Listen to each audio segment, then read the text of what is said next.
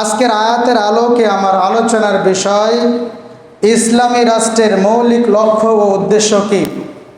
ইসলামী রাষ্ট্র যারা কায়েম করতে চায়, যারা ইসলামে আন্দোলন করে, যারা ইসলাম কায়েম করতে চায় রাষ্ট্রীয়ভাবে, এই ইসলামী রাষ্ট্রের মৌলিক উদ্দেশ্য কী এবং লক্ষ্য কী, এই বিষয়টা আজকে আমরা কোরআন এবং হাদিস থেকে জানার চেষ্টা করব। আল্লাহ যেন বলার তৌফিক দান করেন। আমরা পড়ি আল্লাহুম্মা আমিন। আচ্ছা, আল্লাহ তাআলা যেহেতু ইসলামী রাষ্ট্রের কথা বলেছেন সূরা হজ্জের 41 নম্বর আয়াতের ভিতরে, তার মানে ইসলামী রাষ্ট্রের কথা আল্লাহ যেহেতু বলেছেন, তাহলে এবার আওয়াজ করে উত্তর দেবেন, রাষ্ট্র আছে যেখানে রাজনীতি নাই সেখানে। কথা কি ঠিক? জোরে বলেন, কথা কি ঠিক? রাষ্ট্র আছে যেখানে রাজনীতি নাই সেখানে। কথা কি ঠিক? ঠিক নয়। ঠিক নয়, ঠিক নয়। কেন? রাষ্ট্র আছে যেখানে রাজনীতি আছে। তার আগে বুঝতে হবে রাজনীতি কাকে বলে। প্রত্যেকটা পয়েন্ট আমরা কথা বলবো। রাজনীতি কাকে বলে? বলা হয় রাজার নীতি, অর্থাৎ যে নীতিটা সবার উপরে, যে নীতিটার উপরে কোনো নীতি নাই, অর্থাৎ যেটা রাজার নীতি, সেটাকে বলে রাজনীতি। কিন্তু আজকে আমরা দেখতে পাই আজকে সমাজে রাজনীতি হয় না, হয় অর্থ পেট নীতি। ঠিক না বেঠিক? এজন্য রাজনীতি যারা করে, আল্লাহ তাআলা কোরআনের রাজনীতি করতে বলেছে, কারণ কোরআনের উপরে শ্রেষ্ঠ কোনো রাজনীতি নাই। প্রিয় ভাইরা আমার, আজকে আমরা দুনিয়াতে দেখতে পাই রাজনীতি দুই সাইডে হচ্ছে। একটা হচ্ছে ইসলামী রাজনীতি আর একটা অইসলামী রাজনীতি। ঠিক না বেঠিক? ইসলামী রাজনীতি কি? ইসলামী রাজনীতি মুসলমান যারা ইসলামী রাজনীতি করে তারা। ঠিক না বেঠিক? আলেম ওলামা যারা, তারা ইসলামী রাজনীতি করে। আর একটা জিনিস বলি, শরিয়াত হুজুরদের জন্য একরকম, সাধারণ মানুষের জন্য আর এক রকম। কথা বলেন। হুজুরদের জন্য যে শরিয়াত, আপনার জন্যও সেই শরিয়াত। তাহলে একটা কথা ভালো করে শোনেন, আল্লাহ রাসূল ১৫০০ বছর আগে বলে গিয়েছেন, আল হালালু বাইয়িন ওয়াল হারামু বাইয়িন। হালাল স্পষ্ট এবং হারাম সুস্পষ্ট। যেটা হালাল আল্লাহ করে দিয়েছেন ওটা আলেম হোক, সাধারণ মানুষ হোক, সবার জন্য সমান। আর যেটা হারাম আল্লাহ করেছেন, আল্লাহ যেটা নিষেধ করেছেন, ওটা আলেম বলেন আর জালেম বলেন আর সাধারণ মানুষ বলেন, সবার জন্য সমান করেছেন কে? তাহলে ভালো করে বুঝে নেন, ইসলামে যদি রাজনীতি থাকে, রাজনীতি যদি দুনিয়ার মানুষ করে, দুনিয়ার জালেম শাসক যারা, তারা যদি দুনিয়ায় দুর্নীতি কায়েম করার জন্য, তারা যদি নিজের পেট কামানোর জন্য, দুনিয়ায় নিজেদের আভিজাত্য অহংকার বাড়ানোর জন্য রাজনীতি করতে পারে, আলেম যারা, কোরআনের দায়ী যারা, তারা ইসলাম কায়েম করার জন্য শতবার রাজনীতি করতে পারে। আল হালালু বাইয়িন ওয়াল হারামু বাইয়িন। যেটা হালাল স্পষ্ট, হারামও স্পষ্ট।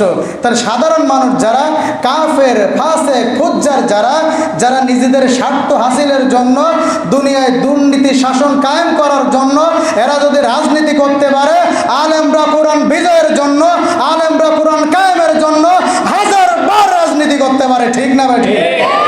এটা কোরআনের দাবি। প্রিয় ভাইরা আমার, তাহলে আল্লাহ তাআলা বলেছেন ইসলামী রাষ্ট্রের মৌলিক লক্ষ্য কি, উদ্দেশ্য কি, এই আয়াতের আলোকে আমরা জানব। যেহেতু আল্লাহ তাআলা রাষ্ট্রের কথা বলেছে, তাহলে রাষ্ট্র যেখানে আছে, দলের কথাও সেখানে আছে।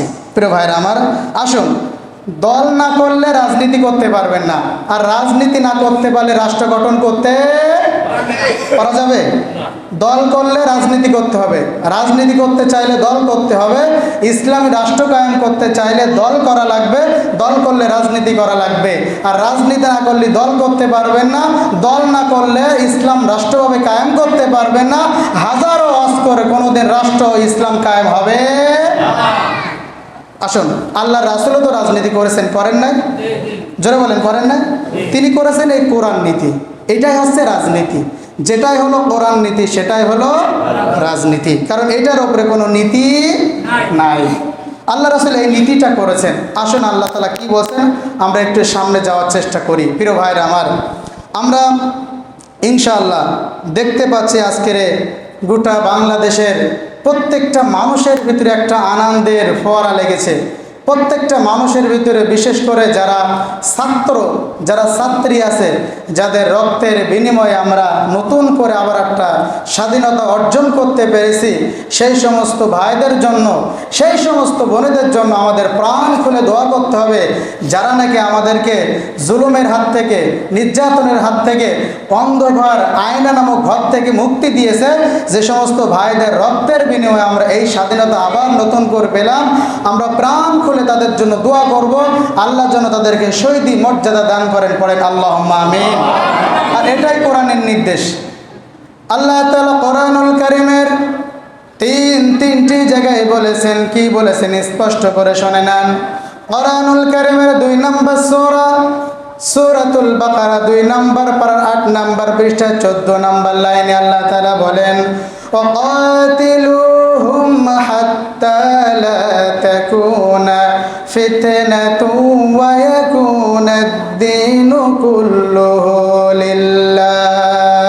জোরে বলুন আল্লাহু আকবার। এই কথাটা আমি মোল্লার না আল্লাহর? জোরে বলেন, আমি মোল্লার না আল্লাহর? আল্লাহর কথায় কি কোনো ভুল আছে নাকি? আল্লাহর কথায় কোনো ভুল নাই। আল্লাহ বলেন, ততক্ষণ পর্যন্ত সংগ্রাম করো, কাতিলুহুম, ততক্ষণ পর্যন্ত সংগ্রাম করো, ততক্ষণ পর্যন্ত আন্দোলন করো, ততক্ষণ পর্যন্ত কেতাল করো, যতক্ষণ পর্যন্ত এই জমিন থেকে অন্যায় অপরাধ দূর না হয়ে যায়। বিপ্লব মানে জীবন দেওয়া, বসে থাকা নয়, সে কোনো দিন আসবে না রে, করো যদি ভয়। ঠিক না বে ঠিক? আজকে যে ছাত্ররা জীবন দিয়েছে, এরা যদি ভয় করত, এরা যদি জীবনের মায়া করত, এই বিপ্লব কি আসতো? বিপ্লব মানে জীবন দেওয়া, বসে থাকা নয়, সে কোনো দিন আসবে না রে, করো যদি ভয়। বিপ্লব মানে জীবন দেওয়া, বসে থাকা নয়, সে কোনো দিন আসবে না রে, করো যদি ভয়। আসবে বিজয়, রক্ত আর জীবনের বিনিময়, আসবে বিজয়, রক্ত আর জীবনের বিনিময়। বিপ্লব মানে জীবন দেওয়া, বসে থাকা নয়, সে কোনো দিন আসবে না রে, করো যদি ভয়। বিপ্লব মানে জীবন দেওয়া, বসে থাকা নয়, লড়াইয়ের ওই ময়দানে যেতে তোমাকে হবে, প্রয়োজনে সব রক্তটুকু জমিনে ঢেলে দেবে। ঠিক না বেঠি? লড়াইয়ের ওই ময়দানে যেতে তোমাকে হবে, প্রয়োজনে সব রক্তটুকু জমিনে ঢেলে দেবে, তবুও তোমায় লড়তেই হবে, মানিবে না পরাজয়। বিপ্লব মানে জীবন দেওয়া, বসে থাকা নয়, সে কোনো দিন আসবে না রে, করো যদি ভয়। বিপ্লব মানে জীবন দেওয়া, বসে থাকা নয়, সে কোনো দিন আসবে না রে, করো যদি ভয়।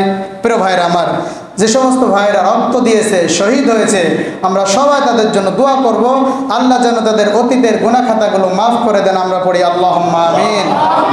চলুন আমরা আমাদের আয়াতের দিকে যাই। ইসলামী রাষ্ট্রের মৌলিক লক্ষ্য উদ্দেশ্য কি? যেহেতু আমরা এখন এমন একটা সময় পার করছি, একটু আওয়াজ করে বলেন তো, আমরা কি কোরআন দিয়ে এই সোনার বাংলাদেশ চলুক আমরা কি চাই? অন্যায় মুক্ত, শোষণ মুক্ত, দুর্নীতি মুক্ত সোনার বাংলা গড়ে উঠুক, এটা কি আমরা চাই?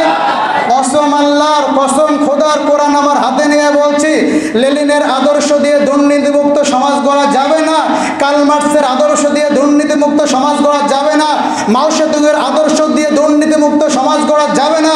সমস্ত দলমত, তন্ত্র মন্ত্র, সমাজতন্ত্র, রাজতন্ত্র, সমস্ত তন্ত্রকে পায়ের তলে ডলে দিয়ে এই জাতির মানুষ যদি আল্লাহ কোরআন প্রতিষ্ঠিত করতে পারে, তারপরে দুর্নীতিমুক্ত সমাজ গঠন হবে। আজ পর্যন্ত দুর্নীতিমুক্ত সমাজ কশ্চিন কালো গঠন হতে পারে না, পারে না, পারে না। এজন্য কোরআনটা আপনাকে গঠন করতে হবে ওইভাবে, যেভাবে কোরআন গঠন করতে বলেছে। চলেন যাই। আল্লাহ বলছেন সূরা হজ্জের 41 নম্বর আয়াত, আল্লাযীনা ইম্মাক্কান্নাহুম ফিল আরদ। আরদুন মানে জমিন, ফি মানে মধ্যে, মাক্কান্নাহুম মানে যাদেরকে আমি রাষ্ট্রীয় ক্ষমতা দান করি, আল্লাযীনা যারা আমার বান্দারা আছে, বান্দাদের ভিতর থেকে যাদেরকে আমি জমিনের ক্ষমতা দান করি, অর্থাৎ রাষ্ট্রীয় ক্ষমতা দান করি, তারা 4টা কাজ করবে। সবাই বলেন কয়টা কাজ? আরো জোরে, কয়টা কাজ? 4টা কাজ। এই 4টা কাজ হলো ইসলামী রাষ্ট্রের কাজ। যেহেতু আমরা মুসলিম, আমাদের দেশে যে সরকারই আসুক আর যে সরকারই যাক, সবাই আমরা মুসলিম, ঠিক না বেঠিক? এখানে কেউ হিন্দু ক্ষমতা এখনো আসে নাই। তাহলে মুসলিম যারা কোরআনের বিরোধিতা করতে পারে না, তারা আওয়াজ করে বলেন ঠিক না বেঠিক? আলেমরা কোরআনের রাজ কায়েম করার জন্য চেষ্টা করে, এখানে তো মুসলিমদের চেষ্টা করা দরকার ছিল। কিন্তু দুর্ভাগ্যের বিষয় হলো এটাই, আমরা দেখেছি অনেক আদর্শ, আমরা দেখেছি অনেক কিছু, কিন্তু সমস্ত মানুষ 300 মানুষের ভিতরে 300 সিটের ভিতরে আমরা দেখেছি অধিকাংশ লোক মুসলিম। কিন্তু আল্লাহ তাআলা যে ইসলামী রাষ্ট্র কায়েমের জন্য 4টা কথা বলেছেন, কারোর মুখ দিয়ে এই কথা আমরা শুনতে পাই হাতে গোনা কয়েকজনের মুখে। কিন্তু আমরা অনেক সময় বলে ফেলি ওখানে তো ইসলামিক মাইন্ডের লোকও আছে, তাহলে কেন ইসলামী রাষ্ট্র কায়েম হয় না? সংসদে একেবারে 300-র অর্ধেক লোকের বেশি যদি হাওয়ায় যুক্ত হয়, সেটা কায়েম হয়ে যায়। আমরা দেখতে পাই হাজার শত 300 মানুষ সংসদের দায়িত্বে থাকে, সেখানে থেকে একবারও নামাজের বিল পাস করতে পারে না, রোজার বিল পাস করতে পারে না। কিন্তু আল্লাহ তাআলা কি বলেছে শোনেন, যাদেরকে আমার বান্দাদের ভিতর থেকে রাষ্ট্রীয় ক্ষমতা দান করি, তারা কাজ করবে 4টা। আওয়াজ করে বলেন কয়টা? এবার বলেন, কোরআনের রাষ্ট্রের এই 4টা আইন কায়েম হোক, আমরা কি চাই? সবাই চাই? চাই। তাহলে এখন সময় এসেছে সৎ মানুষকে, যোগ্যতা সম্পন্ন মানুষকে আমাদেরকে সিলেক্টেড করে বাংলাদেশের সবচেয়ে উঁচু জায়গায় সংসদ ভবনে পাঠানো লাগবে। যদি পাঠাতে পারে, বিশ্বাস করে কোরআন আমার হাতে, আমি কোরআন হাতে নিয়ে বলছি, আল্লাহে বলছি, আল্লাহে বলছি, আল্লাহে বলছি। এখন যদি আপনারা সিদ্ধান্ত নিতে পারেন 300 জনকে, 300 জনের 200 জনকে যদি আপনি সৎ মানুষকে ওই জায়গায় পাঠাতে পারেন, কোরআনের এই 4টা হুকুম, কোরআনের এই 4টা দিন, কোরআনের 4টা বিভাগ আল্লাহ কায়েম করে দেবে ইনশাআল্লাহ। সে সময় আমাদের এসেছে, সেই সুযোগ আমাদের এসেছে। আমরা নামাজ পড়ি, এটা যেমন আল্লাহর বিধান, আল্লাহর জমিন আল্লাহর দিন কায়েম করা ওটাও তেমন ফরজ বিধান। এটাও যেমন ফরজ, ওটাও তেমন ফরজ। আসুন, আল্লাহ বলছেন আমার বান্দাদের ভিতর থেকে যারা নাকি রাষ্ট্র ক্ষমতা পাবে, তারা 4 দফা সিস্টেম চালু করবে, 4 দফা আইন পাশ করবে, গোটা বাংলাদেশ রহমতের জোয়ারে ভাসতে থাকবে। আওয়াজ করে বলেন তো এই কথাটা কার? আল্লাহ বললেন 1 নাম্বার ইসলামী রাষ্ট্রের মৌলিক উদ্দেশ্য, 1 নাম্বার আকামুস সালাত। আল্লাহ তাআলা বলেন 1 নাম্বার তারা নামাজ কায়েম করবে, সংসদে নামাজের বিল পাস করে গোটা বাংলাদেশের মানুষকে নামাজ পড়া বাধ্যতামূলক করে দেবে। এটা ইসলামী রাষ্ট্রের কাজ।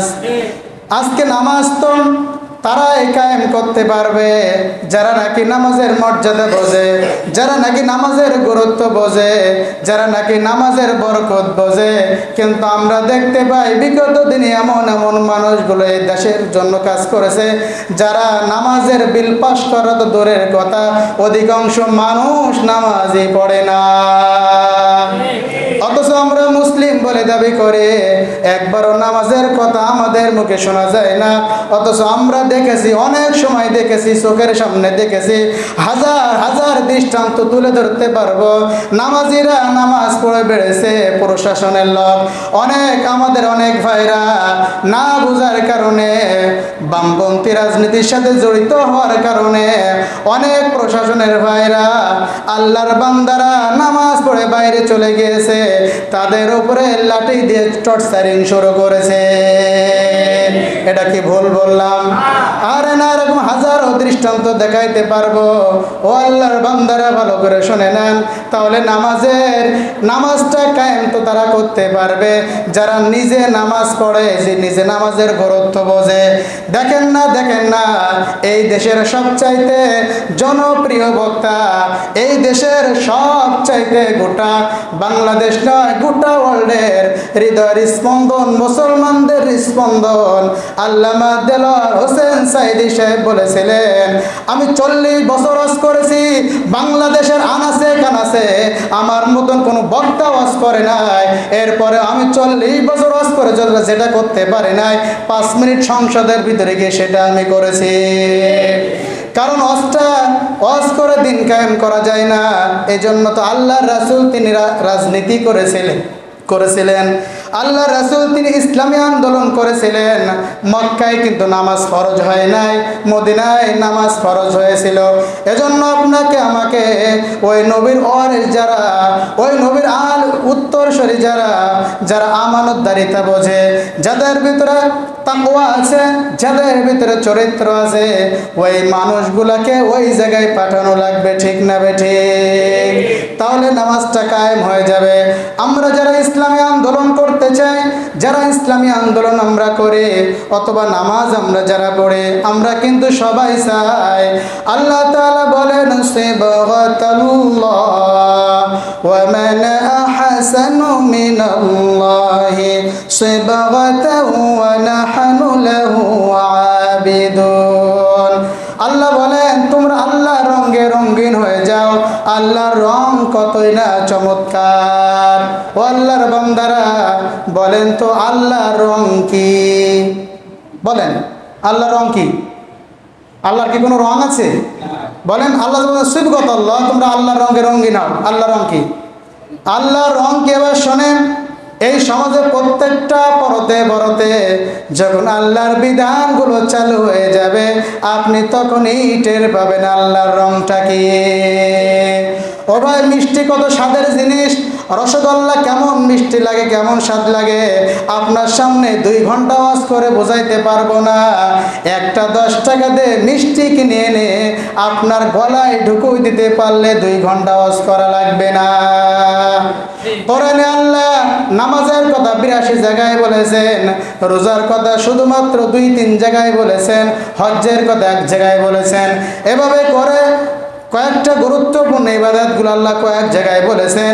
কিন্তু আল্লাহর জমিনে আল্লাহ দিন কায়েম করা লাগবে, কোরআন দিয়ে রাষ্ট্র পরিচালনা করা লাগবে, কোরআন দিয়ে রাষ্ট্র চলবে, কোরআন দিয়ে সংসদ ভবন চলবে, কোরআন দিয়ে বঙ্গভবন চলবে, কোরআন দিয়ে গণভবন চলবে, কোরআন দিয়ে ব্যাংকগুলো চলবে, কোরআন দিয়ে সামরিক যে এগুলো প্রশাসন চলবে, কোরআন দিয়ে প্রত্যেকটা সেক্টরে কোরআন দিয়ে চলবে। বলেন তো প্রত্যেকটা সেক্টর কোরআন দিয়ে চলতে পারে কি পারে না? আরো জোরে বলেন, পারে কি পারে না? যদি না পারে আল্লাহর কোরআনের একটা আয়াত মিথ্যা হয়ে যাবে। ইন্নাদ-দীনা ইনদাল্লাহিল ইসলাম, Islam is the complete and balance code of life. এই আয়াতটা মিথ্যা হয়ে যাবে। আল্লাহ তাআলা বলেছেন ইসলাম পরিপূর্ণ জীবন বিধান। তাহলে যদি রাজনীতির ক্ষেত্রে কোরআন না চলতে পারে, এই আয়াতটা কি সত্য না মিথ্যা? মিথ্যা হয়ে যাবে।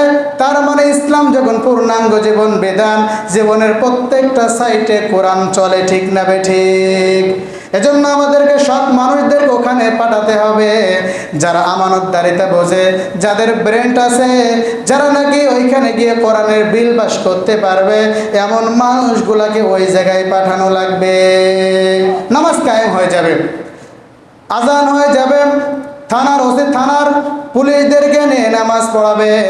মেম্বার সাহেব ওয়ার্ডের ভিতরে একটা মসজিদ থাকবে, ওই জাতীয় মসজিদে, ওই ওয়ার্ডের মসজিদে মেম্বার সাহেব নামাজ পড়াবে। ইউনিয়নের ভিতরে একটা বড় মসজিদ থাকবে, সেখানে চেয়ারম্যান নামাজ পড়াবে। ডিসি সাহেব, ডিসি তার এলাকার ভিতরে, তার অফিসের ভিতরে তার ফোর্সকে নিয়ে নামাজ পড়বে। অর্থাৎ প্রত্যেকটা জায়গায় প্রধান মানুষগুলা নামাজ পড়তে পারবে। কিন্তু আমাদের সমাজটাতে এমন সমাজ, এই যে আমি আপনাদেরকে ইমাম মসজিদে নামাজ পড়াই, ইমাম, কিন্তু সমাজে কোনো বিচার আছে রে, কিন্তু ইমামকে নেয় না, নেই। বুখারী শরীফের একটা অধ্যায় আছে, কিতাবুস সুলহ, মীমাংসিত বিষয়। এই অধ্যায়ে আল্লাহ রাসূলের একটা বিখ্যাত ডায়লগ আছে। ডায়লগটা কি জানেন? আল্লাহ রাসূল বলেছেন, যেখানে গন্ডগোল হয়, যেখানে মারামারি হয়, যেখানে হাঙ্গামা দাঙ্গামায় বাধায়, সেখানে আমাকে নিয়ে যাও, আমি সমাধান করে দেবো। সুবহানাল্লাহ বলেন। তার মানে তিনি মসজিদের ইমাম, তিনি রাষ্ট্রেরও। ওমর রাদিয়াল্লাহু তাআলা আনহু মসজিদের ইমাম, রাষ্ট্রেরও। আবু বকর রাদিয়াল্লাহু তাআলা আনহু মসজিদের ইমাম, রাষ্ট্রেরও। আলী রাদিয়াল্লাহু তাআলা আনহু মসজিদের ইমাম, রাষ্ট্রেরও। উসমান রাদিয়াল্লাহু তাআলা আনহু মসজিদের ইমাম, রাষ্ট্রেরও ইমাম। এইরকম মানুষদেরকে আমাদের হতে হবে, যে ব্যক্তি আমাদের রাজনীতির ময়দানে আমাদেরকে নেতৃত্ব দিয়ে সৎ পথ দেখায়, সঠিক পথে নিয়ে যেতে পারবে, আবার তার পেছনে আমরা ইক্তেদা করতে পারি, এমন মানুষগুলোকে যাচাই করতে হবে। ঠিক না ঠিক? প্রিয় ভাইরা আমার, তাহলে নামাজের বিল পাস করতে হবে, এটা হচ্ছে ইসলামী রাষ্ট্রের 1 নম্বর কাজ।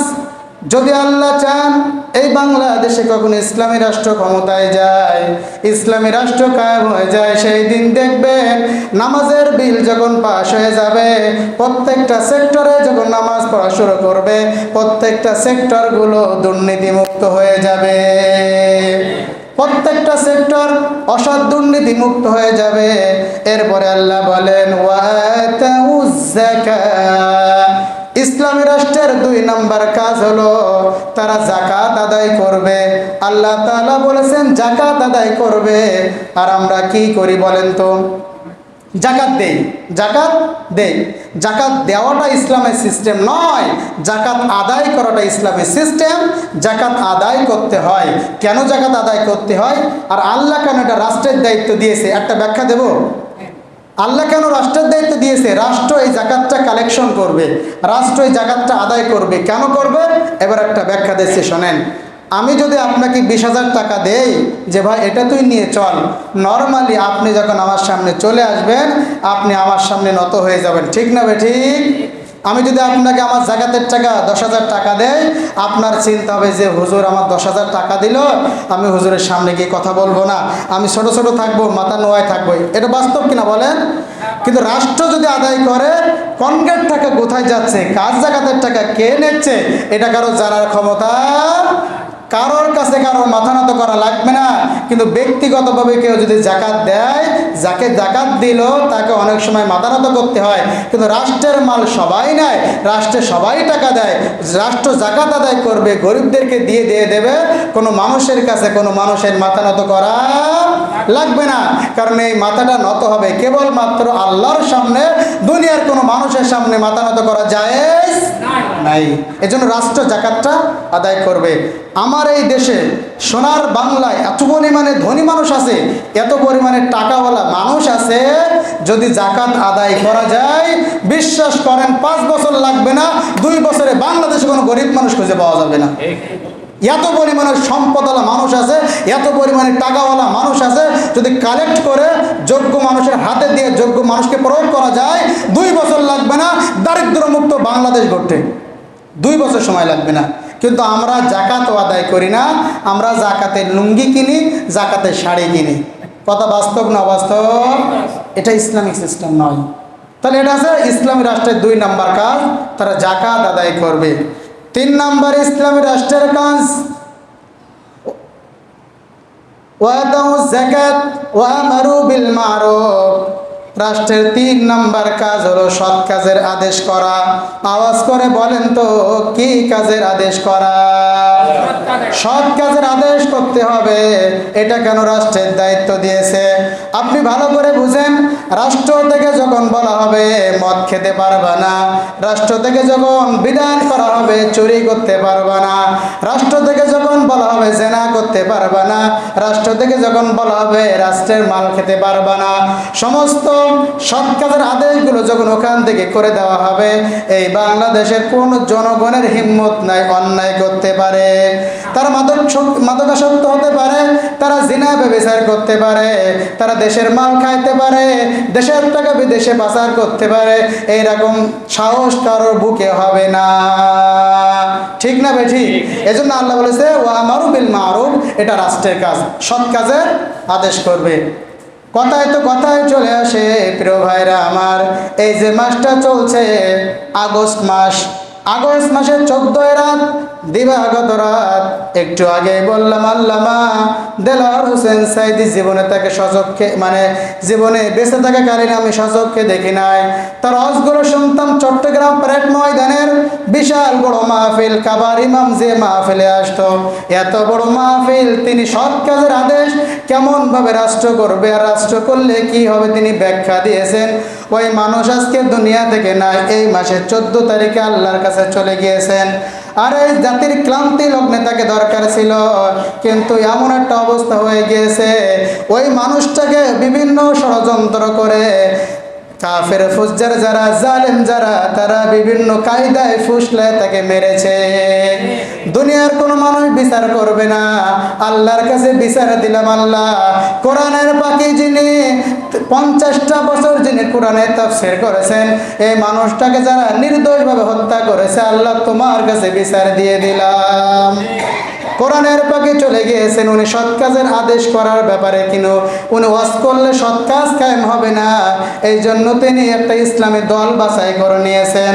সাঈদী সাহেব একটা দল বাছাই করে নিয়েছেন। কেন নিয়েছেন এটা আপনাদের সবার জানা আছে। উনি কোন দল করতেন? উনি চলে গিয়েছেন কারণ উনি জানতেন যে কোনো ইসলামী দল রাষ্ট্রে গেলে ইসলাম চালাতে পারবে না, রাষ্ট্র চালাতে পারবে না। যে দলটা রাষ্ট্রে নিয়ে গেলে দেশ চালাতে পারবে, সেই দলে তিনি যোগ দিয়েছেন। তিনি আজকে আমাদের মাঝে নাই। আল্লামা সাঈদী তুমি মরণে শহীদ হয়েছ, তুমি এটাই জানি, শহীদ হয়েছ তুমি এটাই জানি। ঠিক না বেঠিক? আর আমার চোখ দিয়ে পানি এসেছে যেদিন উনি মারা গিয়েছে ফজরের সময়, আমি মোনাজাত করতে পারি নাই, আমার চোখ দিয়ে ভাড়ের মতো পানি পড়েছে। আমি গিয়েছিলাম পিরোজপুরের জমিনে তার জানাজায় অংশগ্রহণ করার জন্য। আর মানুষ তারা কি ভালোবাসে, আপনি মুসলিম বাদ দেন, তার বিরুদ্ধে যিনি আদালতে সাক্ষ্য দিয়েছিল ওই ব্যক্তি তার জানাজায় এসেছিল, হিন্দুরা তার জন্য কেন্দ্রেছে। আমি দেখেছি তার জানাজায় লক্ষ লক্ষ মানুষ উপস্থিত হয়েছে। এই মানুষটা যদি শহীদ না হতো, এই মানুষটা আল্লাহর প্রিয় মানুষ না হলে এই মানুষটা জানাজায় এত মানুষ হতে পারে না। জোরে বলেন ঠিক না বে ঠিক?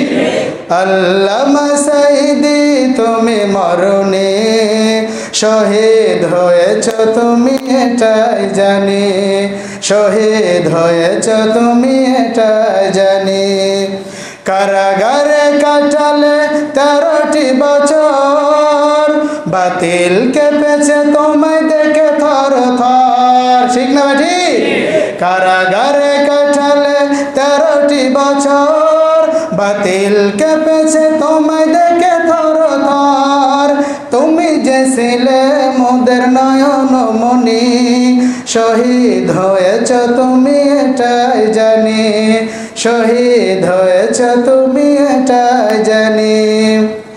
দেহ মাঝে যতদিন ছিল তব প্রাণ, বলেছিলে তুমি সেই প্রভুরই কালাম। জোরে বলেন ঠিক না বেটি? আজীবন মৃত্যুর আগ পর্যন্ত জেলখানায় বসে তিনি লেখার মাধ্যমে দিন প্রচার করে গিয়েছেন। প্রিয় ভাইরা আমার, জেলখানায় বসে তিনি একটা বই লিখেছে, নিন্দিত জাতি নন্দিত গন্তব্য, একটা বই লিখেছে। এটাই প্রমাণ করে তিনি আজীবন ইসলামের জন্য কাজ করেছে। দেহ মাঝে যতদিন ছিল তব প্রাণ, বলেছিলে তুমি সেই প্রভুরই কালাম। তাই তো তোমায় ভাবি প্রতিদিনই, শহীদ হয়েছ তুমি এটাই জানি, শহীদ হয়েছ তুমি এটাই জানি। দেখা তো হবে না আর এই জীবনে, দেখা হবে জান্নাত ফুল বাগানে, দেখা তো হবে না আর এই জীবনে, দেখা হবে জান্নাত ফুল বাগানে। এই আশা কবুল করো আল্লাহ তুমি, শহীদ হয়েছ তুমি এটাই জানি, শহীদ হয়েছ তুমি এটাই জানি। পড়েন আল্লাহুম্মা আমিন। প্রিয় ভাইরা আমার, আল্লাহ তাআলা কোরআনে নিজেই বলেছেন, ফামা বাকাতা আলাইহিমুস সামাউ ওয়াল আরদ। এমন কিছু মানুষ মারা যায় আসমানও কাঁদে না, জমিনও কাঁদে না। তার মানে বোঝা যায় এমন কিছু মানুষ আছে তারা মারা গেলে আসমানও কাঁদে, জমিনও কাঁদে, আসমান যখন কাঁদে বৃষ্টি হয়, আসমান যখন হাসে তখন বিজলি চমকায়। আমরা দেখেছি পিরোজপুরের জমিনে লক্ষ মানুষ আমরা পানিতে ভিজেছি। এই যে পাঞ্জাবিটা আপনারা দেখছেন, ওই দিন আমার এই পাঞ্জাবিটা গায়ে ছিল, এই পাঞ্জাবি ভিজে গিয়েছিল, এই পাঞ্জাবি গায়ে শুকায় গিয়েছিল। এমন বৃষ্টি হয়ে গিয়েছে ওই মাঠটা পানিতে প্রায় 1 হাত বুড়ে গিয়েছে। ঢাকা শহর ভূমিকম্প দিয়ে উঠেছে, তার মানে বোঝা যায় উনি মারা গিয়েছে, উনি আল্লাহর ওলি ছিল, জীবন্ত ওলি ছিল। সাইদি সাহেব এমন একজন ব্যক্তি যিনি বাতিলের সামনে হক কথা বলতে তার বিন্দু পরিমাণে বুক কাঁপে না। প্রিয় ভাইরা আমার, এদেশে অনেক হুজুর দেখেছি যারা মানে বাতিলের সামনে গিয়ে হক কথা তুলে ধরা সেই সাহস তাদের কলিজায় হয় না। আমার এই সোনার বাংলায় যে সংসদ আছে, এই সংসদে যাওয়ার জন্য একটা স্পিকার থাকে, স্পিকারের সম্মানার্থে মাথা নিচু করে যাওয়া লাগে। সাইদি সাহেব প্রথম গিয়ে বলেছে আমি প্রথম শিরকের দুর্গে আঘাত করেছি। আমি গিয়ে দেখেছি স্পিকারের সম্মানে মাথা নত করা লাগে, এটা তো সম্পূর্ণ শিরিক। কোনো মুসলমান আল্লাহ ছাড়া কারোর কাছে মাথা নত করতে পারে না। আমি প্রথমে গিয়েই এই শিরিকের বিরুদ্ধে আঘাত করেছি। আমি সংসদের নিয়ম অনুযায়ী সিস্টেমগুলো জেনে নিয়ে আমি বলেছি আপনি স্পিকার, আপনার সম্মান আছে, আপনার মর্যাদা আছে, কিন্তু আমরা যা এসেছি আমাদের সম্মান আছে, মর্যাদা আছে। এই মাথা আপনার সামনে নত হতে পারে না, এই মাথা আল্লাহর সামনে নত হবে। সংসদের নিয়ম অনুযায়ী আমি বিল পাস করেছি, আল্লাহ তাআলা বিলকে কবুল করে নিয়েছে। বাংলার সংসদ আজীবন শিরক মুক্ত হয়ে গিয়েছে। সুবহানাল্লাহ বলেন। আজীবন এই বাংলাদেশ যতদিন থাকবে ইনশাআল্লাহ বাংলাদেশের সংসদে মাথা নত নামক শিরকটা জীবনে করা লাগবে না কারণ। প্রিয় ভাইরা আমার, তাহলে একটা শিরিক বন্ধ হলো। এভাবে যদি হাজারো শিরিকের বিরুদ্ধে ওখান থেকে আইন পাস হয়, এই মানুষ ইচ্ছায় অনিচ্ছায় সবাই মানতে বাধ্য। আমরা দেখেছি গত 15-16 বছর প্রশাসন লোক কি পরিমাণে আলেমদেরকে মেরেছে, কি পরিমাণে আলেমদের উপরে জুলুম করেছে, নির্যাতন করেছে। কোনো অন্যায় নাই, কোনো অপরাধ নাই, ধরে নিয়ে চলে গেছে, হাজারো মামলা দিয়ে ভরে দিয়েছে। এটা কেন করেছে? উপরে চাপ আছে। ইনশাআল্লাহ রাষ্ট্রে যেদিন ইসলাম কায়েম হবে, যে সমস্ত আলেমদের বিরুদ্ধে, যে সমস্ত প্রশাসনের লোক আলেমদেরকে ঠকিয়েছে, এই সমস্ত প্রশাসন আবার তাদের বিরুদ্ধে ঘুরে দাঁড়াবে, তাদের বিরুদ্ধে ঘুরে দাঁড়াবে।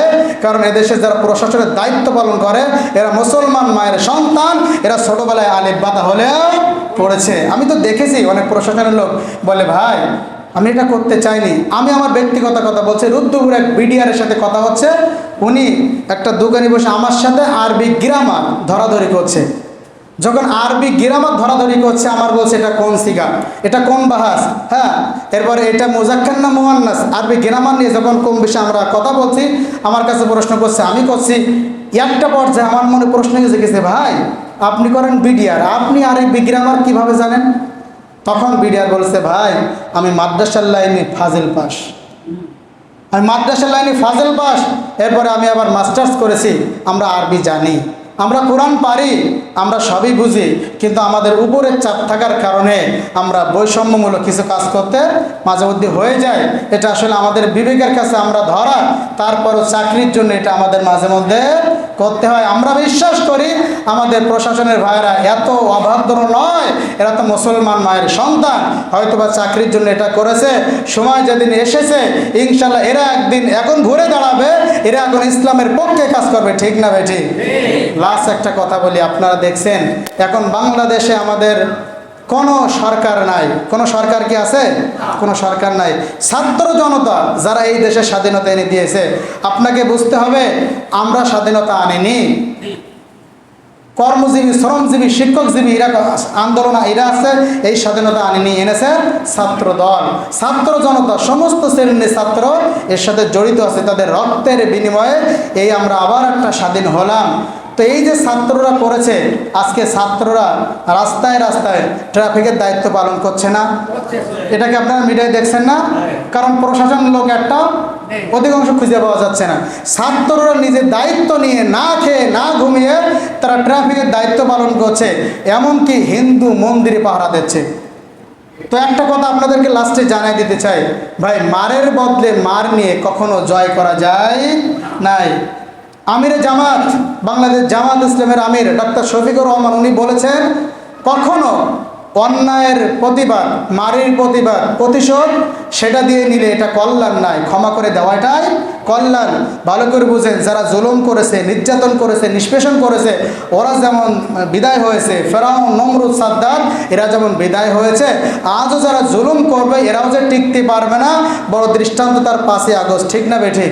তাহলে আমাদেরকে বুঝতে হবে, আমরা যদি একই অবস্থায় জুলুম নির্যাতন করি, আমাদেরকেও আল্লাহ বিদায় করবে, কোনো সময় লাগবে না। এজন্য আমি আপনাদেরকে বলছি, আমার কাছে একটা মেসেজ এসেছে যে সবাইকে বলছি, আমি সহ সবাইকে বলছি, যেটা গেছে তো গেছে, আজকে থেকে আপনারা কেউ, বিশেষ করে সংখ্যালঘু যারা, হিন্দু যারা, তারা কিন্তু আমাদের দেশের মানুষ, তারা আমাদের কাছে আমানত, তারা আমাদের জিম্মাদারি। তাদের জন্য কোনো বাড়ি গাড়ি, কোনো মানুষের ক্ষতি না হয়, তাদের নিরাপত্তা আমাদের দিতে হবে, তাদেরকে তাদের বাড়ি ঘর আমাদের পাহারা দিতে হবে, তাদের জন্য কোনো ক্ষতি না হয়। এছাড়া বাংলাদেশের যারা এখন যাদেরকে আঘাত করা হচ্ছে, জুলুম নির্যাতন করা হচ্ছে, বলেছে সরকার বলে দিয়েছে, ভালো করে বুঝেন, প্রধানমন্ত্রীরা সরকার বলে এক না, প্রধানমন্ত্রীরা সরকার বলে এক না। সরকার বলে দিয়েছে এখন থেকে যারা কোনো মানুষের উপরে নির্যাতন করবে, জ্বালাবে, বাড়িঘরে আগুন দেবে, সংখ্যালঘুদের উপরে আঘাত করবে, এটা যদি কোনো প্রশাসনের লোক জানতে পারে, যদি উপরে খবর যায়, তাহলে আইনগত ব্যবস্থা নেওয়া হবে। সুন্দর কথা বলেছে। আসলে ইদফা বিল্লাতি হিয়া আহসান, মন্দের জবাব ভালো দিয়ে দিতে হয়। তারা বুঝে নাই জুলুম করেছে, তারা বুঝে নাই মেরেছে, তারা বুঝে নাই অনেক কিছু করেছে, অর্থ ক্ষতিগ্রস্ত করেছে। আমরা তো বুঝি, আমরা কেন সেটা করব? আমরা তাদেরকে মাফ করে দেই, আমরা তাদেরকে ক্ষমা করে দেই। ন্যায্য যে পাওনাটা আছে, এটা ইনশাল্লাহ আইনের মাধ্যমে, সিস্টেমে আমরা বা আমাদের দায়িত্বশীলরা আদায় করে দেবে। কিন্তু তাকে মেরে, তাকে আঘাত করে, ক্ষতিগ্রস্ত করে, এই যে বিভিন্ন যে ঘর জ্বালিয়ে দিচ্ছে, বিল্ডিং জ্বালিয়ে দিচ্ছে, এটা কি আমাদের দেশের সম্পদ নষ্ট হচ্ছে না? এ তো আপনার ট্যাক্সের টাকা, আমার ট্যাক্সের টাকায় গড়ে ওঠা, আবার এই বিল্ডিং করতে হবে, অনেক খরচ। তো নির্দেশ এসেছে উপর থেকে, সরকারের পক্ষ থেকে, যে আপনারা এইগুলো আর করবেন না, যেটা করেছেন তো সেটা করেছেন, এইগুলো আর করবেন না, আজকে থেকে থামেন। আমরা মারের বদলে মার দিয়ে দিতে চাই না, আমরা সবাইকে ক্ষমা করে দিতে চাই। আসেন আপনারা আমাদের বুকে, যেটা গেছে গেছে, আল্লাহর কাছে মাপছে, আসুন ইসলামী আন্দোলনের দিকে, আসুন ইসলামী রাষ্ট্র কায়েম করার জন্য আমরা চেষ্টা করি। আল্লাহ কবুল করেন, আল্লাহুম্মা আমিন।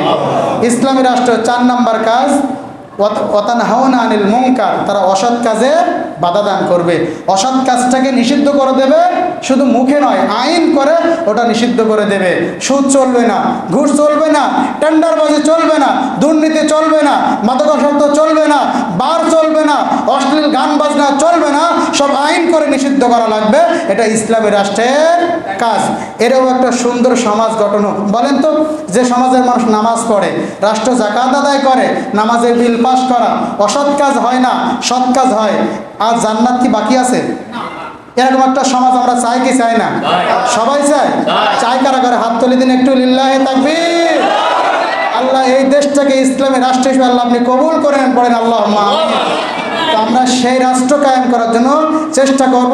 ইসলামী রাষ্ট্র কায়েম হলে পরে এই দেশের সমস্ত মানুষ, মুসলিম, অমুসলিম, হিন্দু, বৌদ্ধ, খ্রিস্টান, সমস্ত শ্রেণীর মানুষ আমরা জান মালের নিরাপদ নিয়ে বাঁচতে পারবো। আল্লাহ পাক আমাদেরকে ইসলামী রাষ্ট্র গড়ার তৌফিক দান করুক, আল্লাহুম্মা আমিন।